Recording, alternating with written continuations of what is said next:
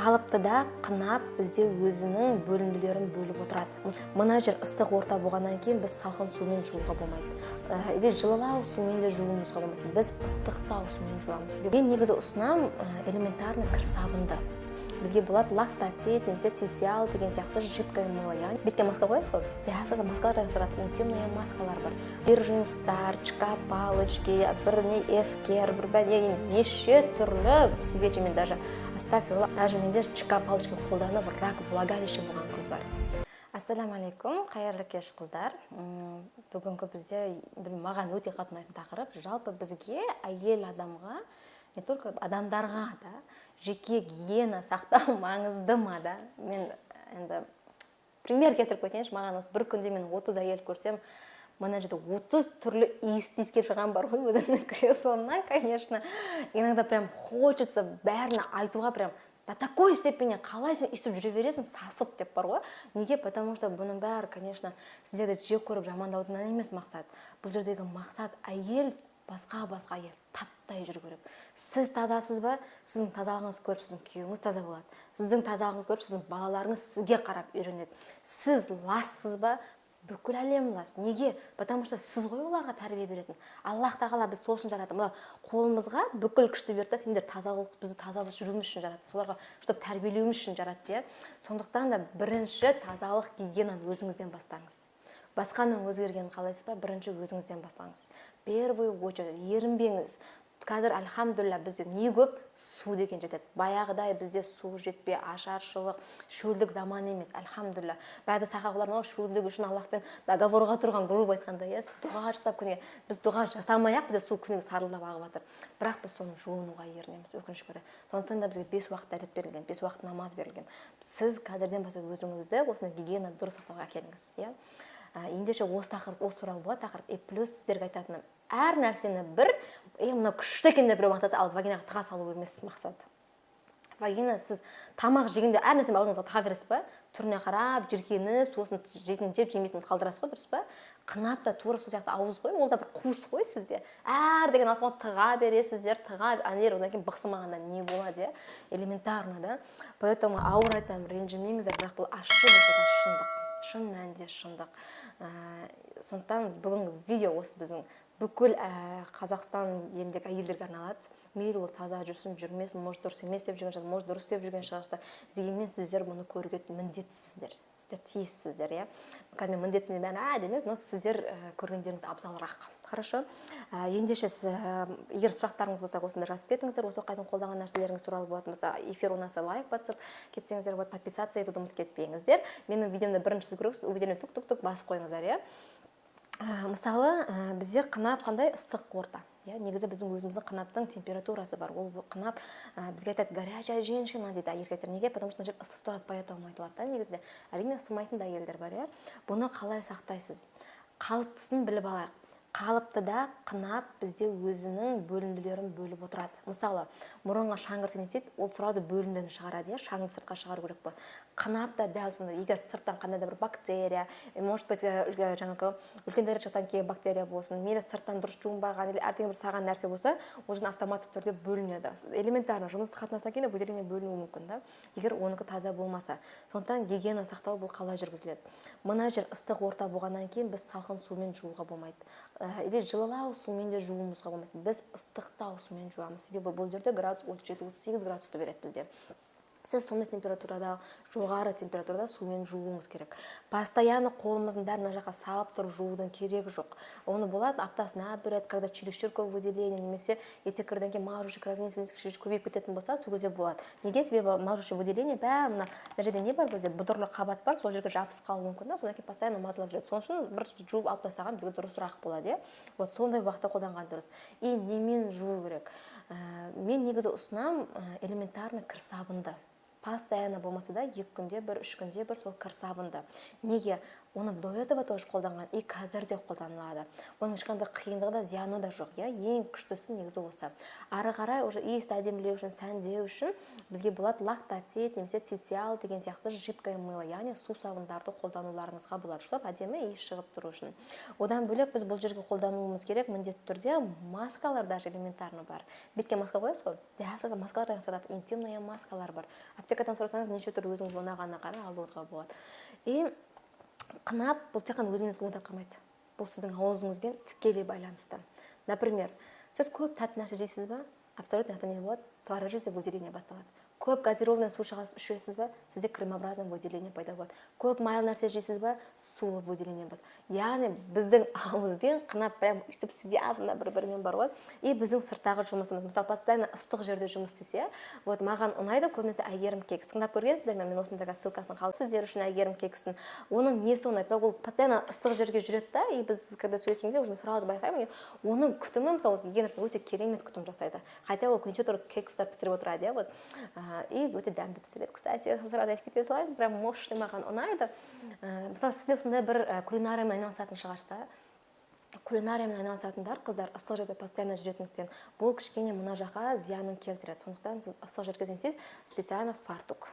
В первую очередь, фартукты кір болу үшін емес, ыстықтан сақтау үшін арналған фартуктар тағуыңыз керек. Екіншіден, сізде ыстық постоянно болғаннан кейін мына жерде сәл салқын жерге шықсаңыз, бірден воспалительный процесс басталып кетуі мүмкін, яғни кальпит басталып кетуі мүмкін, немесе цистит басталып кетуі мүмкін да. Солай нәрсеге жол бермеу үшін сіз иммунитет поддерживаете, да. И сіз тәттімен болғаннан кейін все равно тәтті дәмін көру үшін жеп тұрамыз, иә. Тәтті нәрсенің бәрін. И біз тәттіні көбірек жеген кезде бізге не ішу керек? Онымен бірге сүтті тағамдар, лактоза керек бізге. Сонда міндетті түрде сіз сүтті тағамдарды көбейту керек боласыз да. Осылайынан дұрыс тамақтану арқылы жүру керексіз міне. Ал virgin старчка, палочки, бір не эфкер, бір бәле неше түрлі свечи, мен даже астафирулла аттарын ұмытып кетемін бар ғой кәдімгідей. Жоқ, болмайды. Даже мен элементарный бусинкидің өзін мен айтатын едім, нет, лучше не надо деп. Потому что ананы салған әйелдер маған келген кезде реально страшно, прям керемет выделение, мен әдемі болып кетті деп айта алмаймын. Даже менде чка палочка қолданып рак влагалище болған қыз бар. Оны істейді, ол қынабыңыз алады, ісіреді да, сол жерге су құйып болу үшін апақ тері қаптап қояды болды. Сіз ойлайсыз, күшті тар болды, уже тар болып тұрған жоқ, мына жерге су құйып беріп тұр. Что жынысқа кіретін кезде мына жерде кірмейді, просто су құйыстың әсерінен, яғни құрғақтықтың әсерінен ол кірмейді. Сондықтан оның сізге абсолютно пайдасы жоқ. Сіздің бүкіл мына жерде турбаңызды, воспаление, эрозияңыз, кистаңыз, поликсіз бәрін осы свечи емдеп жүреді деген реклама көрсеңіз, алдыңызда қайтадан бет жауып тастасаңыз ол парақшаны. Неге? Себебі егер шын мәнінде бір ғана мынадай свечи, бір ғана дәрі бүкіл осы жатырдың проблемасын емдеп тастайтын болса, онда мен 9 жыл оқымайтын едім. И до сих пор оқимын да мен. До сих пор вообще оқымайтын едім мен. Лучше соны алатын едім да, соны бір шыққаны ма, бір мақтаған нәрсесін. Соны оқып жүретін едім, соны рахат емес па маған, е, зачем? Тұрбаң ауыра ма? Мә, сізде миома? Мә, поликистоз? Мә, деп соны бір свечи постоянно беріп отыратын едім да.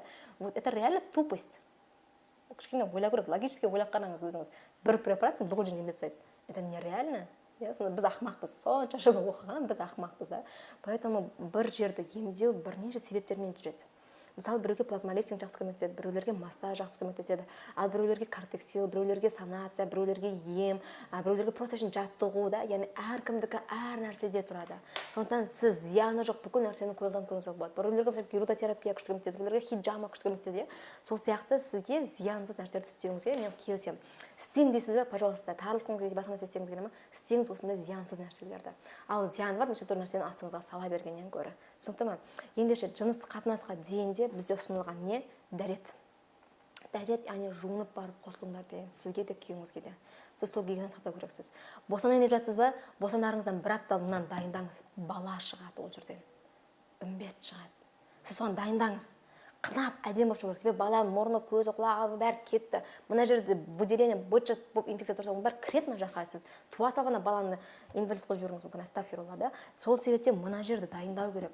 Бұл сіздің белгіңіз, келбетіңіз. Иіс шыға ма, немедленно гинекологқа барыңыз. До конца анау сасығанша жүрмеңіз. Үлкен дәретке барасыз ба, міндетті түрде жуыныңыз, міндетті түрде. Қалай біз жуынамыз? Бізде көбінесе қыздар бететіп жуа салады міне. Иіс болып жуа салады. Неге? Мына жерде үлкен тез, мына жерде женскийіңіз, мына жерде қынап қоя. Получается, мына жерде анус, қынап, уретра, сізде. Сіз бәрін насымен жуа саласыз. Ол дұрыс емес.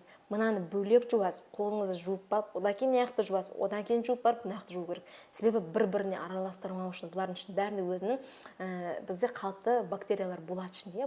Мысалы, эшерхия коли болады мына жерде. Бізде нормада болу керек па? Болу керек, мына жерде бізде кандида болады. Нормада на самом деле кандида бола ма? Болады на самом деле. Яғни бір-бірімен араласатын болса, сізде қышу, ашу, басқа нәрсе пайда болады. Поэтому сіз бөлек-бөлек. Үлкен дәртен тем более міндетті түрде жуыну керек. Міне осылайынан дұрыс сақтану керексіз.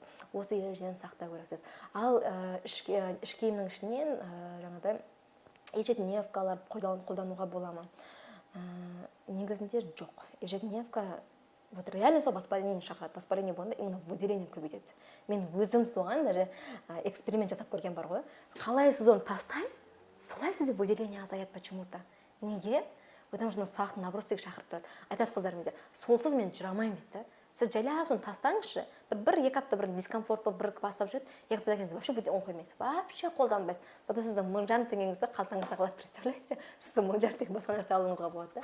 Сондықтан да сіз 1000 теңге лучше қалтаңызға салыңыз, оған басқа нәрсе алуыңызға болады да.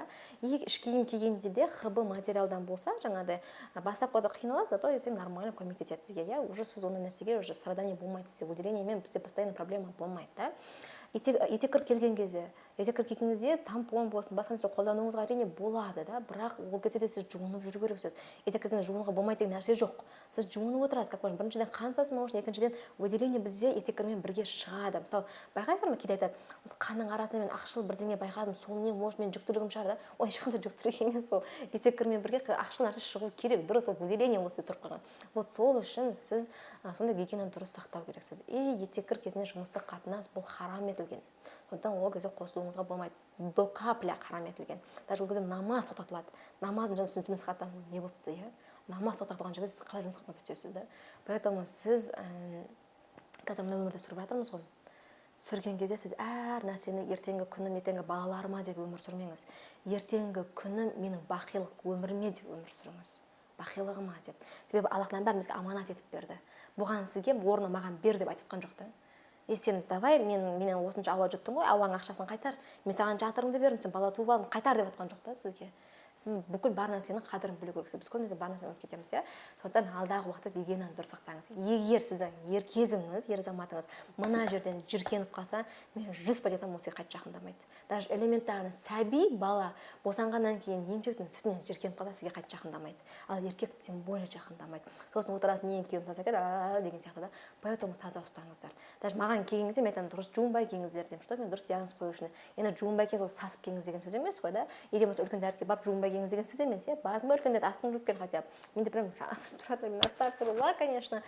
Но просто я хочу вот өзімнің ішінде тұрған бүкіл нәрсені шығарып тастағым келіп тұр да қазір. Не только сіз өзіңіз мені де ойлаңыздар деп айтқым келеді. Потому что запах мына біздің кабинетте 2 күн қалып кетеді иногда. Поэтому басталды ма жүгірсеңізші. Пока анау күйеуің саған неғып сасып жатсын, что-то сасып кеттің ғой, емделмейсің ба, бізден біртүрлі сен бірдеңе жұқтырғансың деген неше түрлі сөзді естігенше, тезірек кез барса гинекологқа, қойды маған, қойды басқаға, қойды өзіңіздің жаңа поликлиникаңызға. Разница жоқ. Главное барыңыз. Барып дұрыс ем алыңыз. Сіздерге түсінікті түсінікті алдым деген ойдамын. Сіздермен бірге доктор Сейтжаппарова. Барлықтарыңызға үлкен рахмет.